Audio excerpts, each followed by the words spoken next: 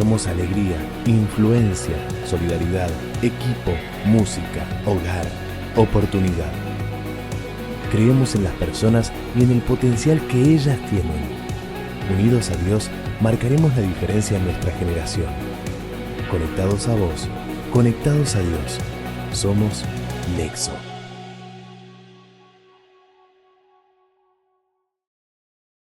Bueno, ¿cómo están? ¿Todo bien? Bueno, vamos a hacer un pequeño repasito antes de arrancar con el tema de hoy. ¿Se acuerdan la serie que estamos viendo? ¿Cómo se llama? Bien ahí. Fer, no vale que lo digas vos. Dale. Bien, ¿y se acuerdan qué habló Fer el domingo pasado? A ver, ¿alguno? ¿No? Bueno, arranco yo entonces. Muy bien, habló de la vida de ser caminante, de ser peregrinos, que el caminante avanza, no se estanca, no se queda con lo seguro, no se queda en su comodidad. A diferencia del propietario, ¿qué hacía? Que se queda con su comodidad, con sus cosas, ¿sí? Con lo que le da estabilidad. Pero nuestra vida es de caminantes y Dios nos invita a avanzar, ¿sí? No estancarnos. Y bueno, y el tema que hoy les vamos a compartir con las chicas es un tema bastante lindo. Tenemos la plaquita ahí, que se llama Cuando el camino incomoda. Cuando Fer me convocó para charlar de esto, dije, ay, tengo un montón de cosas para decir. Todos tenemos para decir cosas, ¿no? Y pensaba esto, que los cambios es algo que compartimos todos, es algo que nadie lo espera, que llega sin aviso, que no podemos ver el mapa completo de lo que va a pasar, no nos podemos anticipar a lo que va a pasar. Entonces eso lo que nos genera es esa incertidumbre. A ver, ¿qué onda esto? Bueno, si yo no tengo el control del cambio, ¿cómo hago? Esa fue mi primera pregunta. Y lo que pensaba es que el cambio lo que nos invita es a seguir caminando, no estar inmóviles, digamos, ¿no? Y son cambios inevitables, a veces no los entendemos. Entonces me pregunto, si solo no me toca caminar, ¿cómo lo hago? Y el cambio nos invita a salir de la comodidad, a salir de lo seguro, y nos confronta con esta incertidumbre, con lo desconocido. Pero esa misma incertidumbre es lo que nos conecta a algo más profundo, que es nuestra dependencia de Dios. Y en 2 Corintios 5:7 dice, porque por fe andamos, no por vista. Y la vista, ¿qué nos pide? Evidencia, nos exige garantías, pero la fe responde a la voz de Dios. Y caminar en fe no es tener todas las respuestas, sino tener una dirección, y una dirección clara que nos las da el Señor. Y otra pata importante de esto, que estaba meditando esta semana, es que el cambio revela dónde estamos apoyados, cuál es nuestra seguridad. Y cuando se nos mueve la estantería, todo se nos mueve y no sabemos para dónde ir, ahí es donde surge, donde estamos apoyados realmente. Y yo les dejo esta tarea para el hogar, para que lo mediten. ¿Dónde estás apoyado hoy?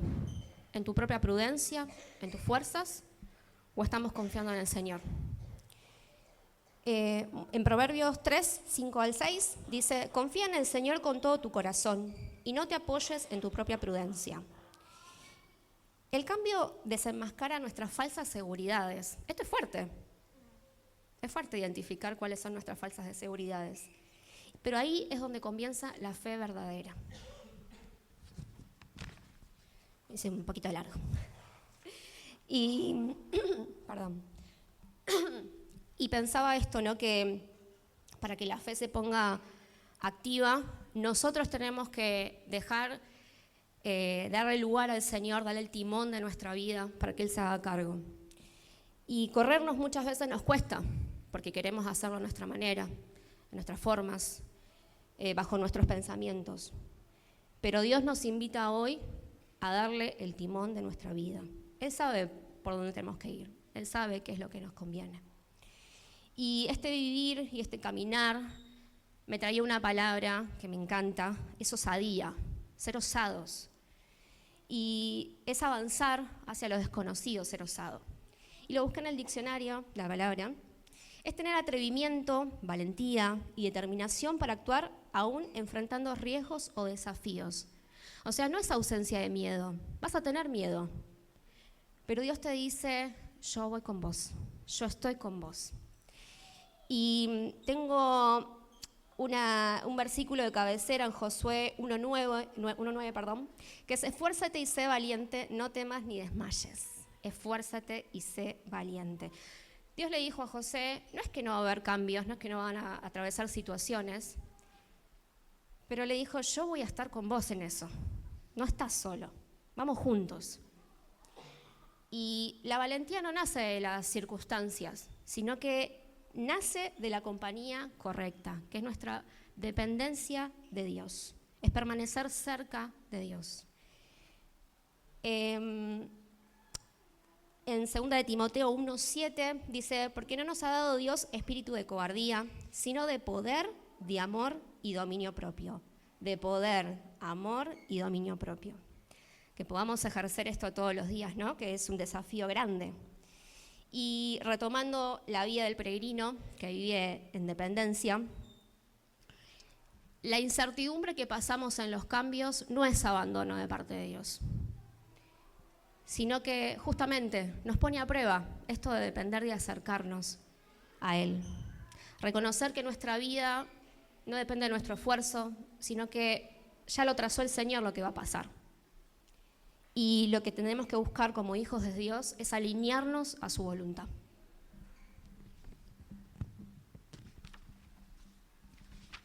Para ir terminando, hay algo que estuve pensando y es esto. El Señor no se amolda a nuestras agendas, a nuestros planes bien detallados, esas agendas que vos les pones las post-it y resaltas todo hermoso. No. El Señor nos invita a vivir el hoy, nos invita a vivir en fe, a no anticiparnos. Él sabe lo que va a venir, nosotros no, pero Él sabe. Y Él tiene planes de bien para nosotros, siempre, planes de bien. Y cuando el cambio nos obliga a vivir ese día a día, ahí se forma la confianza real y la confianza en el Señor. Y quiero leerles esto que tomé como cierre. Tal vez hoy estás atravesando un cambio que no elegiste, un proceso que no entendés, un escenario que no imaginabas, y eso nos incomoda. Pero tal vez esa incomodidad es el terreno donde Dios está formando nuestra fe. El terreno donde Dios está formando nuestra fe. Cuando el cambio incomoda, ahí la fe se activa. Caminar en fe no es tener respuestas, sino es tener la dirección correcta. El cambio nos quita el control, pero nos devuelve la dependencia correcta. También tomar la incomodidad no tomar la incomodidad, como castigo, sino como entrenamiento. Y es ahí, justo ahí, donde aprendemos a confiar en el Señor. Amén.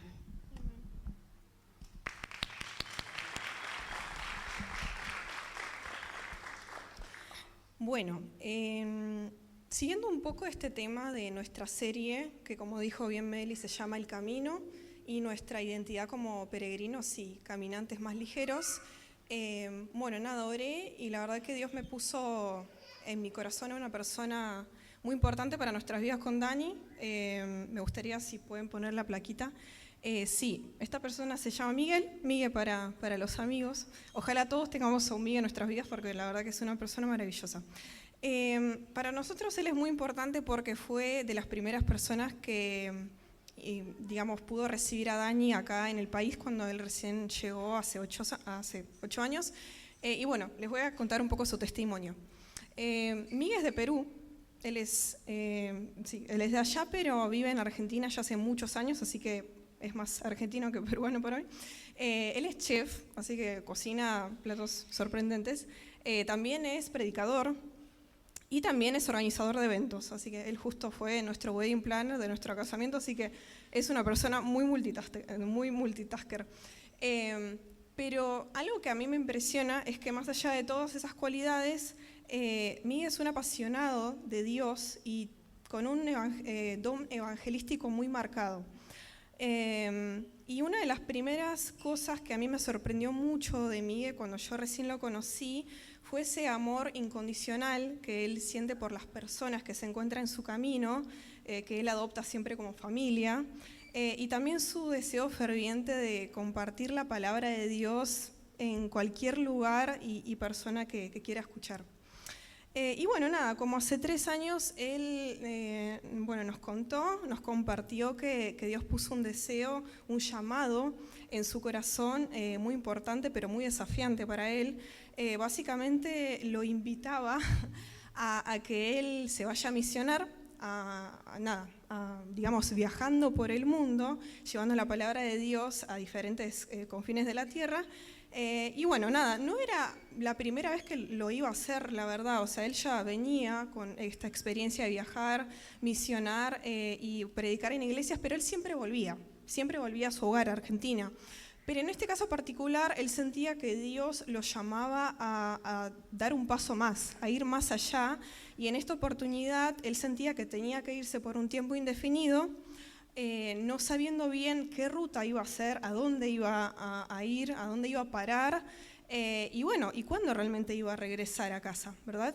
Entonces, nada, él nos contó esto, la verdad que con un poco de miedo, porque era un desafío bastante importante, efectivamente, porque bueno, básicamente él tenía que entregar las llaves de su departamento, vender todas sus cosas, meter su vida en una valija e irse, y irse sin saber bien a dónde o hacer qué también, ¿no? Entonces, nada, era como una misión que a él lo emocionaba un montón, pero también obvio que le daba cierto miedo, ¿verdad? Porque sí era muy desafiante. Pero bueno, algo que él como que sostenía era que para él la voz de Dios era mucho más fuerte que esas dudas que él podía llegar a sentir en su corazón. Entonces, nada, justo yo hablé un poco con él y él me contó que durante estos últimos años él logró recorrer 32 países y más de 96 ciudades. O sea, para mí es una verdadera locura, es una experiencia impresionante que él constantemente comparte, de hecho, en sus redes sociales, así que lo invito a que lo sigan, porque la verdad que todo lo que muestra es totalmente increíble. Pero bueno, nada, hasta acá toda esta historia suena sumamente desafiante y maravillosa, y capaz el día de mañana todos nos despertamos y queremos irnos a misionar a algún lado, pero obviamente todo esto tiene un lado B, ¿verdad?, de la situación. Él nos contaba también en que en muchas oportunidades este camino era profundamente solitario, porque él viaja solo, él no tiene a alguien con quien esté viajando y haciendo toda esta labor. Entonces él nos contaba que por momentos se sentía muy solo, y obviamente extrañaba su casa, Argentina, su familia, sus amistades, y también obviamente esa estabilidad que él tenía acá, ¿no?, como todos nosotros. También obviamente por muchos momentos tiene esa dificultad económica, porque él no tiene un trabajo fijo como nosotros, que tenemos un sueldo garantizado cada mes. No, él va, hace su labor en las iglesias, trabaja y demás, pero sus ingresos no son fijos. Entonces, nada, como que se enfrentaba a muchas de estas dificultades que obviamente por momentos le hacía dudar de, ok, ¿estoy haciendo realmente lo correcto, no? Pero algo que él siempre sostuvo en medio de todo esto es que Jesús es su hogar. Y es una frase que él repite mucho y a mí como que me toca fibras muy profundas. Él decidió hacer a Jesús, a Dios, su hogar. Y eso siento que le da justamente las fuerzas para seguir avanzando y haciendo lo que él está haciendo, justamente porque es de suma bendición para muchísimas personas alrededor del mundo. Y nada, todo esto me dejó pensando un poco de nuestro tema del camino y qué es lo que nosotros estamos haciendo con nuestra vida, qué es lo que estamos eligiendo, ¿verdad? O sea, porque sí, nosotros tenemos esta tendencia de aferrarnos a esa seguridad que nos trae el mundo, digamos, en lo económico, en lo laboral, en lo patrimonial incluso, ¿no? Esas cosas nos dan cierta ilusión de seguridad, porque efectivamente es una ilusión. Esas cosas son bastante efímeras realmente si uno lo piensa más en profundidad. Pero lo que yo pensaba es que efectivamente Dios nos invita justamente a dejar ese control, a dejar de buscar y aferrarnos a esas cosas que nos transmiten ese sentimiento de seguridad, porque nuestra verdadera seguridad está en Dios únicamente, ¿no? Y como que creo que esa es la parte clave del mensaje que les quiero traer en el día de hoy. Como que no nos aferremos a esas cosas porque realmente no nos da la seguridad que necesitamos. Nosotros simplemente necesitamos seguir caminando por el camino, afrontando las dificultades, las cosas que la vida nos trae, sostenidos de la mano de Dios, porque Él en medio de ese camino nos va a sostener, nos va a proveer, nos va a bendecir muchísimo más de lo que nosotros por nuestros propios medios podemos lograr. Y bueno, nada, para cerrar un poco ya mi mensaje y mi idea, les quería traer y compartir este versículo que está en la próxima plaquita, que es de Proverbios 3, del 5 al 6, que dice: confía en el Señor de todo tu corazón, con todo tu corazón, no dependas de tu propio entendimiento, busca su voluntad en todo lo que hagas y Él te mostrará cuál camino tomar. Justo siguiendo con esta idea del camino, ¿no? Como que uno a veces está tan perdido en esta búsqueda de la vida, de qué hacer, qué hago, qué me dedico o en qué trabajo, ¿verdad? Y la verdad es que cuando nosotros lo vemos en un aspecto mucho más macro y entendemos que Dios es y tiene que ser siempre nuestro centro, nuestro verdadero sostén y nuestra roca firme, ahí como que las cosas se empiezan a acomodar solas, porque entendemos que realmente las cosas de la vida que la vida nos trae son sumamente pasajeras, pero lo que Dios tiene para darnos y sus bendiciones y sus promesas, aún incluso cuando todavía no veamos todas las promesas que Él tiene para nosotros, son mucho más, son realmente eternas y son lo que realmente nos va a traer esa provisión y necesidad que nosotros necesitamos en nuestra vida. Así que nada, eso.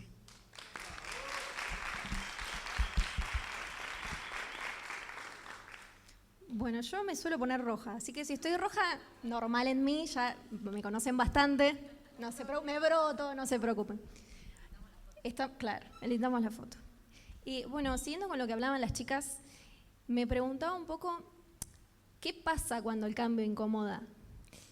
¿Qué pasa conmigo en cuanto a emociones? ¿Y qué pasa con las personas que me rodean cuando yo estoy atravesando un cambio? Entonces, pensando en esto, hay una historia en la Biblia de un personaje que se llama José, que seguramente lo conocen. José era el hijo menor de varios hermanos y era el más querido por su papá, porque su papá lo tuvo cuando era grande, entonces el papá le tenía aprecio. Y en ese tiempo se vestían con túnicas y el padre a José le hizo una túnica distintiva, de colores. Y bueno, obvio, que tu hermano tenga una túnica de colores, a los otros hermanos le picó el bichito de la competencia, de la envidia, y no les gustaba mucho eso. A José no le importaba mucho qué pensaban los hermanos y él abría su corazón igual. Entonces una vez soñó, tuvo sueños y él compartió sus sueños a sus hermanos, abrió su corazón igual y les dijo: ustedes, soñé que se van a postrar ante mí, soñé que el cielo, que las estrellas iban de alguna forma a postrar ante mí. Entonces, claro, esto en los hermanos dijo: ¿pero vos quién sos? ¿Cómo que nos vamos a postrar nosotros ante vos? ¿Estás loco? No tienen mejor idea los hermanos que decir: listo, lo matamos. Tremendo.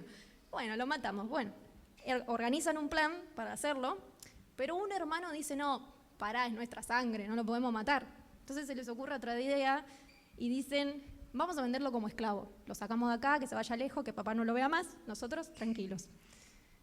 Dicho y hecho, lo venden como esclavo y ahí hay una plaquita que le pido a Fran, me paro para leer. Dice, capítulo 39 es todo esto en Génesis: cuando José fue llevado a Egipto, los ismaelitas que lo habían trasladado allá lo vendieron a Potifar, un egipcio que era oficial del faraón y capitán de su guardia. Voy rapidito porque se me va el tiempo. Ahora bien, el Señor estaba con José y las cosas le salían muy bien, y eso lo destaqué porque dice: fue vendido como esclavo por sus hermanos. Ya es terrible el hecho de que tus hermanos te quieran matar, te vendan, pero el Señor estaba con José. Este es el primer cambio que José tiene que vivir y ni siquiera es por decisión propia. La vida lo expuso a ese cambio. Bien, entonces es vendido, el Señor está con él, encuentra gracia y Potifar, en vez de tenerlo como esclavo, lo pone como mayordomo, lo pone en una posición mejor, entonces se queda a cargo de toda la casa de Potifar. La cuestión es que la mujer de Potifar lo acusa de algo muy grave a José, no se puede defender José, entonces lo mandan preso, lo meten a la cárcel. Y hay otro versículo y dice: Pero aún en la cárcel, el Señor estaba con él otra vez y no dejó de mostrarle su amor. Segundo cambio que José tiene que vivir, y Dios estaba con él en la cárcel. En la cárcel resulta que encuentra gracia también por el carcelero y lo ponen de cuidador de los presos. O sea, ya ni estaba en una jaula, sino que estaba como cuidador. Entonces, ahí José está como 2 años y cuenta la Biblia que empieza a desarrollar sus dones. Él es intérprete de sueños, entonces interpreta 2 sueños y se cumplen esas interpretaciones. Entonces, pasados estos 2 años, el faraón tiene un sueño y el faraón no creía en Dios. Entonces dice que vengan los magos, que vengan los brujos, que vengan a entenderme este sueño, porque yo quiero saber qué va a pasar, y nadie lo podía adivinar. Entonces se acuerdan de que estaba José en la cárcel y dice, che, hay un tipo, vamos a traerlo. Sube, y me imagino yo, ¿no? Sube José y entiende, interpreta el sueño de faraón y le dice, van a haber 7 años de abundancia, 7 años de escasez. Y el faraón le dice, listo, vos vas a estar como gobernador, no va a haber nadie más grande que vos, excepto yo, ¿no? Por el faraón no iba a pasar. Bien, entonces pasan los 7 años de abundancia, José, voy a respirar un poquito. No, gracias. José, entonces se pone como gobernador, en los 7 años de abundancia toma stock de cosas para poder proveerse, y empiezan los 7 años de escasez, y es cuando los hermanos de José aparecen de nuevo en la historia, porque estaban en escasez. Entonces iban a ir a la casa del gobernador a decirle, te estamos pasando hambre. Nadie reconoció a José, los hermanos no sabían quién era, y José sí sabía. Y cuenta la Biblia que José lloraba cada vez que veía a los hermanos. Pasa una seguidilla de cosas, obviamente estoy resumiendo. Entonces, resulta que José perdona a los hermanos, se reencuentra con el padre, y todo termina bien, ¿no? Todo termina bien al final. La cuestión es que yo pensaba en José, y en la Biblia en sí no habla específicamente de la incomodidad de José. Es decir, no dice se quejaba, que lo vendieron como esclavo, que estaba en la cárcel, que le echaban la culpa de cosas. No dice eso, sino que es como que José siempre aparentemente asumía y sabía que Dios estaba con él. Entonces, como que no es necesario para la Biblia dar ese detalle, porque José sabía que Dios estaba con él, y lo remarca incluso en la historia. El tema que lo que sí noté es que las personas que lo rodeaban sí estaban incómodos. Cuando José, con esto voy cerrando, cuando José contaba sus sueños, a la gente, a sus hermanos, los incomodaba. Cuando José era íntegro como mayordomo, a la esposa de Potifar esto no le pareció bien porque lo estaba acusando de algo grave y lo mandó a la cárcel. Entonces, todo esto que José vivía hacía que la gente se incomode. Entonces me surgieron algunas preguntas, y acá sí voy a leer porque mi memoria tampoco es tan buena. Y me surgieron algunas preguntas. ¿Quién me rodea? ¿Son personas que se alegran cuando tengo que atravesar un cambio bueno? ¿Personas que me acompañan cuando se trata de un cambio difícil? ¿O por el contrario, son personas que buscan competir o matar mis sueños, como los hermanos de José? ¿Quién me rodea? Y después pensé, bueno, a ver, tampoco ponerme siempre de víctima. Uy, qué personas me rodean, uy, todo lo que me pasa a mí. Entonces, y fue la parte más difícil, soy sincera, surgieron otras preguntas, que las más complicadas, quizás. ¿Cómo soy yo con las personas que rodeo? ¿Me alegro en sus logros? ¿Acompaño en sus cambios? ¿O por el contrario, intento matar sus sueños y compito? Viene una amiga y me dice, no, ¿qué tal? ¿Y yo busco competir o me alegro? Ascendieron a un compañero en el trabajo, ¡ay, qué bueno! ¿Me alegro o me pongo mal? A fulano, no, porque le va re bien a fulano, bendecido siempre, y yo. Entonces, esas actitudes son, me parece, la clave cuando hay cambios, cuando hay incomodidad. En fin, la incomodidad no se puede evitar, y los cambios tampoco, porque José no decidió ningún cambio que tuvo que vivir, fue la vida que lo empujó a vivirlos. Pero lo importante es que Dios está. Entonces, en el peor de los casos, Dios está. Estás en la cárcel y Dios te va a poner, aunque estés en la cárcel, en un lugarcito mejor. Estás en una situación difícil que no podés salir, no es salida, no, valga la redundancia, pero Dios te pone en ese lugar, en un lugarcito mejor. Capaz te pone personas que te acompañen, personas que te ayuden. En fin, a veces los cambios vienen y hay que aprender a fluir con los cambios. Hay que aprender a fluir, a doblarse, a que el cambio no me mate, porque si no, la vida cuesta mucho. Hay que surfear los cambios, como si fuesen una ola. Hay que atravesarlos de la mejor manera. Y Dios está, porque estuvo con José hace 2000, no sé cuántos años, está hoy.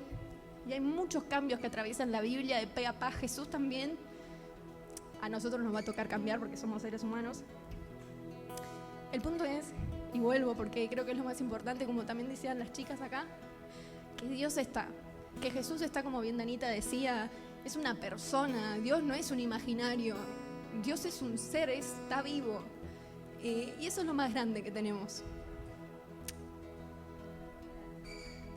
Le pasó a Danita.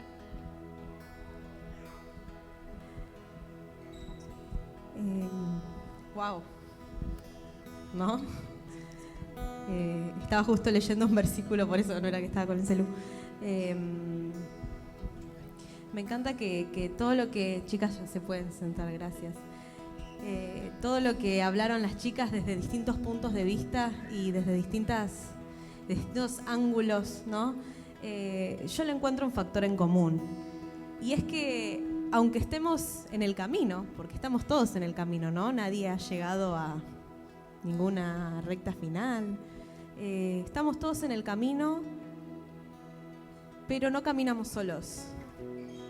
Y caminamos con este Jesús que está vivo, con este Dios de José, que aun cuando lo vendieron, aun cuando lo pusieron en la cárcel, aun cuando lo acusaron injustamente, Él estaba con él. Y ese Dios sigue disponible para vos, ese Dios sigue disponible para mí. Y lo bueno es que no es un Dios que es por méritos, no es que tenés que hacer algo para que te empiece a acompañar.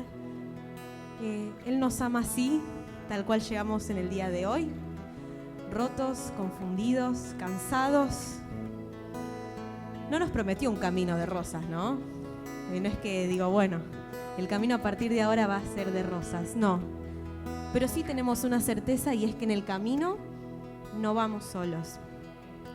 Y sabes que hay un versículo que es muy conocido, pero es siempre recordarlo, ¿no? Porque, o por lo menos para mí, es siempre muy útil. Dice, paren que me fui de capítulo.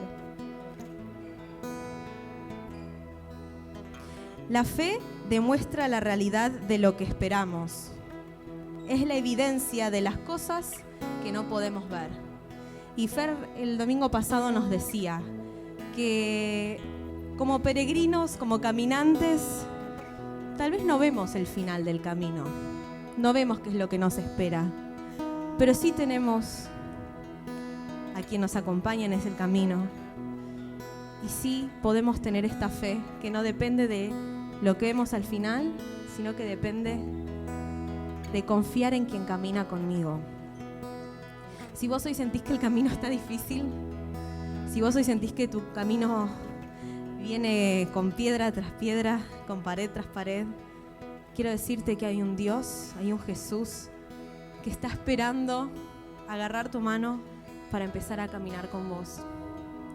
Y hoy es una mañana para que puedas empezar a caminar con este Jesús, si te cansaste de caminar solo. Porque no es cansador caminar solo, caminar con tus propias fuerzas, intentando resolver todo por tu cuenta. Ya no tenemos que caminar más solos, porque caminamos con Jesús. Así que te voy a pedir que te pongas de pie. Ahora los chicos nos van a acompañar con una canción, y que cierres los ojos solo a modo de no distraerte y si te sentís cómodo. Pero creo que esta mañana puede ser una mañana en donde ya no camines más solo, ya no camines más sola. Jesús está acá, Jesús es real y está ansioso por empezar a caminar con vos y por empezar a levantarte cada vez que nos caemos en el camino. aunque no entendamos qué es lo que hay del otro lado, qué es lo que hay al final del camino, lo que nos alcanza es saber que tenemos a este Jesús que nos acompaña y que no nos deja. Así que te pido que todos repitamos esta oración, pero si vos hoy estás tomando la decisión de empezar a caminar con Jesús, que la hagas personal. Quizás si querés con tus palabras, pero yo te ayudo con esta oración y la repetimos todos, si te parece. Cerramos nuestros ojos. Jesús, gracias porque no querés que caminemos solos. Jesús, en esta mañana decido que camines conmigo. No quiero caminar más solo. No quiero seguir intentando con mis fuerzas. Quiero abrirte mi corazón y que en esta mañana empecemos a caminar juntos. Te reconozco como ese Jesús que murió, que resucitó para darme vida y para acompañarme en este camino. Gracias, Jesús.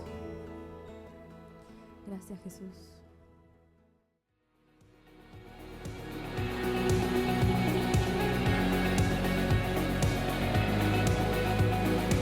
Conectados a vos, conectados a Dios.